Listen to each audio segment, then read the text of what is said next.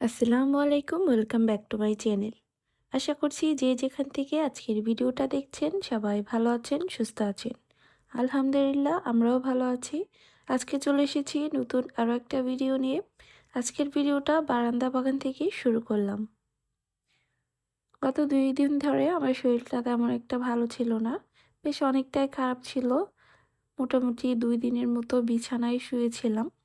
তো এরপর হচ্ছে আজকে একটু ভালো লাগছিল। তো এরপর প্রথমেই চলে এসেছি আমার বারান্দায়। এই গাছগুলোতে দেখলাম মাশাআল্লাহ 2 দিনে অনেকগুলো ফুল ফুটেছে। তো এদেরকে দেখে আমার মনটা আরও একটু ভালো হয়ে গেল। তো মাশাআল্লাহ দেখলাম সব গাছে কম বেশ করে একটু না একটু করে ফুল ফুটেছে। তো আজকের ভিডিওটা যারা অলরেডি দেখা শুরু করেছেন, প্লিজ শুরুতে একটা লাইক দিয়ে ভিডিওটা দেখা স্টার্ট করবেন। ভিডিওর কোনো অংশে যদি একটু ভালো লেগে থাকে তাহলে আমার চ্যানেলটা সাবস্ক্রাইব করে আমার পাশেই থেকে যেতে পারেন।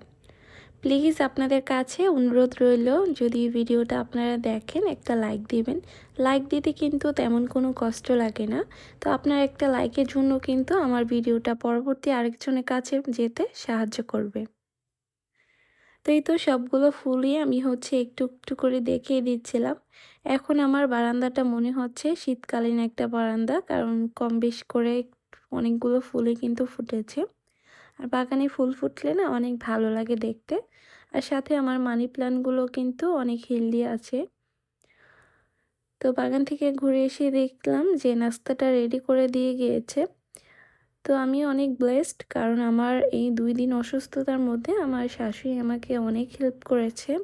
বাচ্চাকে দেখার থেকে শুরু করে আমার যত যত্ন নিতে হয়েছে উনি কিন্তু সব একা হাতেই করেছে, আলহামদুলিল্লাহ। এখানে দুজন বসে নাস্তাটা সেরে নিয়েছি। এরপর চাটা নিয়ে বসেছিলাম। তো খেয়াল করলাম যে বিছানার চাদরটা আগে চেঞ্জ করা উচিত, কারণ আমি যেহেতু অসুস্থ ছিলাম তো ভাবলাম যে বিছানার চাদর যে কোনো ধরনের ব্যাকটেরিয়া জীবাণু থেকেই যেতে পারে। যেহেতু ছোট বেবি আছে তো ওর কথা চিন্তা করে আমি হচ্ছে আগে বেডশিটটাকে চেঞ্জ করে নিচ্ছি। আর দেখুন বেডশিট চেঞ্জ করব ভেবে সব উঠিয়েছি, আর আমার সোনা বাচ্চাটা কিন্তু এখানে অনেক খেলাধুলা করছে। ঠিক যেমনটা আমরা ছোটবেলা করতাম, মা যখন এরকম বিছানার তোশকগুলো উঠাতো বা অনেক কাঁথা দেখতাম, লেপ তোশক দেখতাম, তখন কিন্তু এরকম লাফালাফি করতাম। তো মাশাআল্লাহ আমার বাবাটাও কিন্তু আমার মতোই এরকম অ্যাক্টিভ। তোর বাবাও সবসময় বলে যে তোমার ছেলেটা একদম তোমার মতোই হয়েছে। তো এই যে সে কিন্তু এখানে খেলা করছিল, তো বললাম যে বাবা এখান থেকে একটু উঠো, মা একটু কাজটা করে নেই। তো সে হচ্ছে বাইরে খেলাধুলা করছিল, মানে অন্য রুমে। তো আমি এই ফাঁকে কিন্তু ঘরটাকে একটু করে ক্লিন করে নিলাম। আসলে আমরা যারা গৃহিণী আছি তাদের কিন্তু শরীর অসুস্থ হলে বোঝা যায় যে সংসারে অনেক কাজ থাকে। তবে আলহামদুলিল্লাহ আমার কিন্তু তেমন কোনো কাজ জমা ছিল না, কারণ আমার শাশুড়ি মা প্রায় সব কাজগুলোই তার নিজের হাতে করেছে আমার মতোই গুছিয়ে। তো এই কাজটা আর কি আমি করলাম। তো এই কাজগুলো করার পর আমি এখন হচ্ছে মেডিসিন নিতে চলে এসেছি। আর এখন কিন্তু আমার সাথে চলে এসেছে আমার সোনা বাচ্চাটা। সে এত বেশি বায়না করছিল যে ওষুধ খাবে, দেখুন ওষুধটা দিইনি দেখে কিন্তু সে নিচে বসে পড়ে গিয়েছে। আর বসে তো সে কি কান্না জুড়েছে এখনই দেখতে পাবেন। সে তো কান্না করতে করতে বলছিল যে মা ওষুধ দেয় না। এগুলো সে খুব বলতে পারে, সে হচ্ছে হা করে খাবে ওষুধ। ওষুধ দেখলেই সে একদম পাগল হয়ে যায় খাওয়ার জন্য। তো ওর যেহেতু কাশির একটা ওষুধ আছে, ভাবলাম যে তাহলে ওকে এই ফাঁকে এটা খাওয়ানো যাক।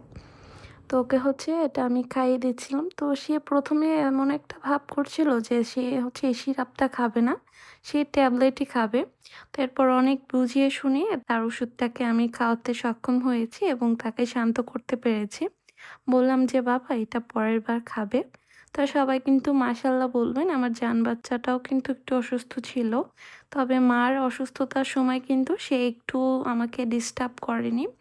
তো আমি একটু সুস্থ হওয়াতে আমি একটু টুকিটাকি কাজগুলো করছিলাম। তবে বড় বড় কাজগুলো কিন্তু আমাকে কিছুই করতে দেয়নি।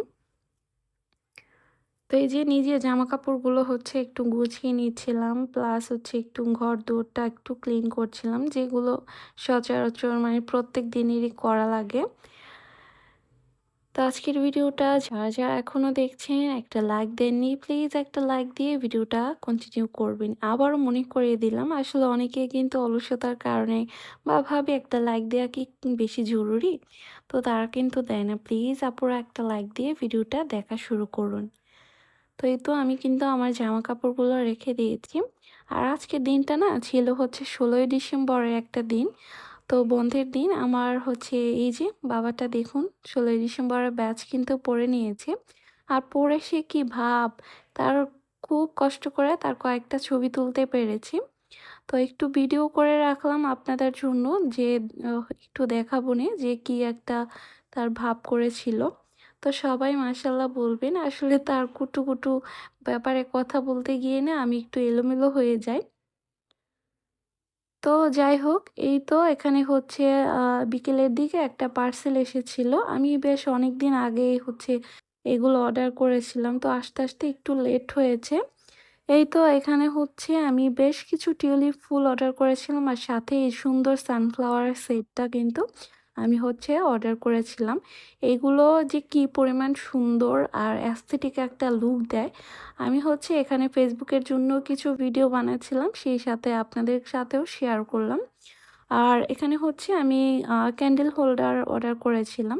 সামনে যেহেতু আমার বার্থডে আবার অ্যানিভার্সারি আসছে, তো ভাবলাম যে একটা ক্যান্ডেল হোল্ডার থাকলে যে বিভিন্ন রকমের ফটো সেশন করতে খুব বেশি সহজ হয় এবং খুব সুন্দর একটা ব্যাকগ্রাউন্ড লুক আসে।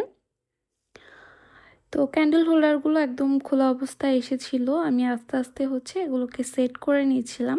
আর এই টিউলিপগুলো আমার কাছে এইভাবে করে রাখাতে এত বেশি সুন্দর লাগছিল কি বলবো, মনে হচ্ছিল এইগুলোকে আমি এখানেই রেখে দিই।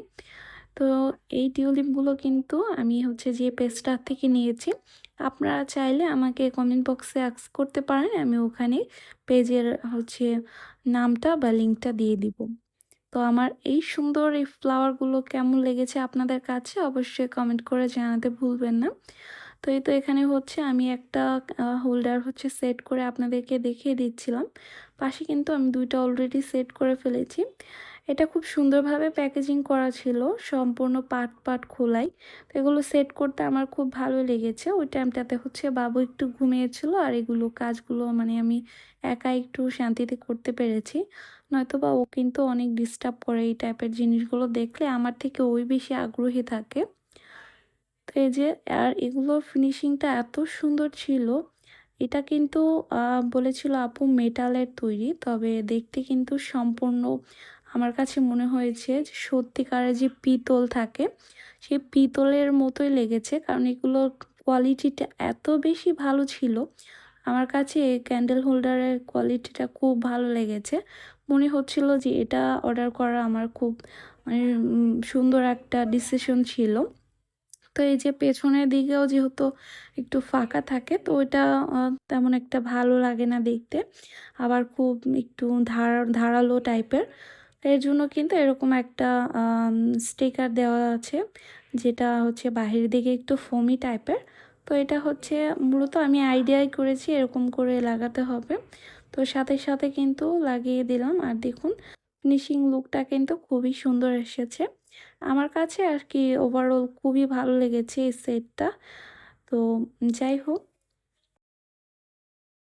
তো এরপর হচ্ছে আমি যেহেতু একটু অসুস্থ ছিলাম, আর সেদিন কিন্তু মা আসতে পারেনি একটু ঝামেলার কারণে। পরের দিন কিন্তু মা হচ্ছে চলে এসেছে এবং আমার জন্য আর রোহানের জন্য হচ্ছে বিরিয়ানি রান্না করে নিয়ে এসেছিল। বিরিয়ানিটা খুবই মজা হয়েছিল। আসলে আমরা যত মশলা দিয়ে রান্না করি না কেন, কেন জানি মায়ের হাতের সিম্পল রেসিপিটাই এত বেশি মজা হয় কি বলবো। আর সাথে করে কিন্তু মায়ের হাতের গাওয়া ঘি উঠিয়ে এনেছিল, বলল যে রুহানকে হচ্ছে প্রত্যেক দিন সকালে এটা দিয়ে পরোটা ভেজে দিবে।